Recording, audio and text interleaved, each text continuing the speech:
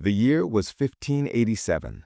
The summer sun shimmered on the Atlantic as a small fleet of English ships cut through the waves, heading toward the New World. Aboard was John White, an artist and explorer, leading more than 115 settlers, men, women, and children, toward what would become one of the most haunting mysteries in American history: the lost colony of Roanoke. They had come with dreams of building a permanent English settlement in North America under the charter of Sir Walter Raleigh. England, then under the rule of Queen Elizabeth I, was desperate to rival the growing Spanish Empire. Colonization was not just about land, it was about power, wealth, and survival. After a long, treacherous voyage across the Atlantic, the colonists finally reached Roanoke Island, located off the coast of what is now North Carolina. The land was lush, green, and wild. Native tribes like the Croatoan and Secotan lived nearby, skilled in farming and fishing. The English settlers, tired and hungry, believed they had found a new beginning. But from the very start, things went wrong. The colony was meant to be established in Chesapeake Bay, a more fertile region farther north, but the ship's captain refused to go further. He insisted on dropping the settlers on Roanoke, a decision that would prove fatal. Food supplies ran low. Relations with some native tribes grew tense and violent. Within weeks, the settlers realized they were not prepared for the brutal realities of the New World. John White, aware of their desperate situation, decided to return to England to gather more supplies.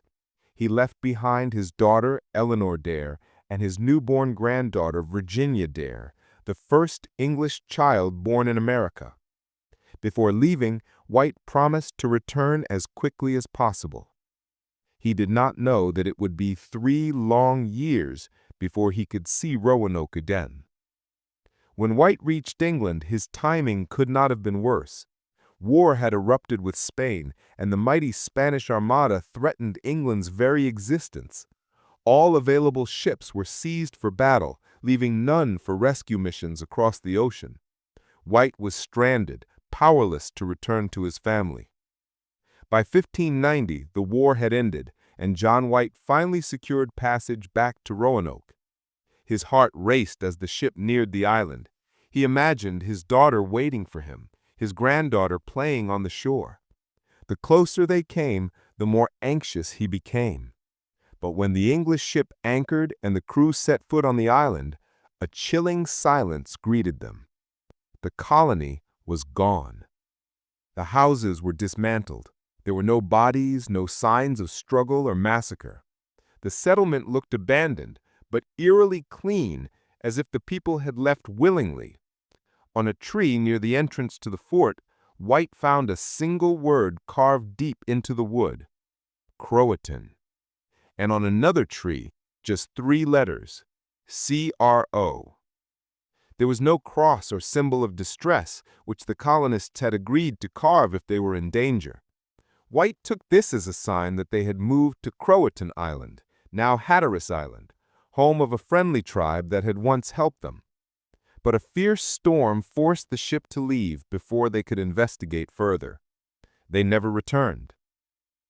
And so began one of the greatest unsolved mysteries in American history. For centuries, historians, archaeologists, and scientists have tried to uncover what happened to the lost colony of Roanoke. Theories range from the logical to the bizarre. Some believe the colonists integrated with local Native American tribes, perhaps the Croatoan, adopting their customs and way of life. Indeed, later English explorers reported seeing Native Americans with gray eyes and European features, which seemed to support this theory. Others suspect the colonists were killed or enslaved by hostile tribes, possibly after failed attempts to survive on their own. The wilderness was harsh, and starvation or disease could easily have wiped out the group. A darker theory suggests that they may have tried to sail back to England on their own, constructing small boats and attempting the impossible journey across the Atlantic, only to perish at sea. In the 20th century, new evidence reignited interest in the case. Archaeologists discovered fragments of English pottery and tools near Hatteras Island, exactly where the word Croatoan pointed. More recently, advanced mapping technology revealed a mysterious patch on an old 16th century map made by John White himself. When scientists examined it under ultraviolet light, they discovered what looked like a hidden fort symbol drawn in invisible ink near where the colonists might have relocated. Could this be the real site of the lost colony of Roanoke? Still, definitive proof remains elusive. The coastal landscape of North Carolina has changed drastically over 400 years, with storms and rising sea levels erasing evidence. Roanoke's sandy soil holds its secrets well. Even so, the story of Roanoke has become part of America's cultural DNA, an enduring symbol of mystery, hope, and loss. The word Croatoan has appeared in books, films, and television shows, often as a symbol of disappearance or the unknown.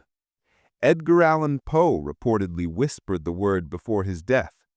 It has been used in horror stories, folklore, and even supernatural legends. Yet behind all the myths, there was something painfully human. 115 souls who crossed an ocean in search of a new life and vanished without a trace. Imagine Elinor Dare, waiting for her father, clutching her infant daughter, watching the endless horizon for sails that never appeared. Imagine Virginia Dare, growing up in a strange land, her name later turned into legend. Some say she lived among the Croatoan, married a native warrior, and became a bridge between two worlds. Others say she died young, a ghost child lost to history. The story of Roanoke is not just about a vanished colony. It is about the fragile line between hope and despair, civilization and wilderness, memory and oblivion. It reminds us how easily human history can vanish, leaving only a few words carved into wood, whispering across centuries. Today, Roanoke Island is peaceful, a popular tourist destination. Visitors walk through replicas of the old fort, gaze across the quiet waters, and try to imagine what happened. At night, when the wind blows across the trees and the waves lap against the shore, some say you can still hear faint voices, children laughing, a mother calling, or the sound of an axe striking wood. Perhaps it's just the wind. Perhaps not.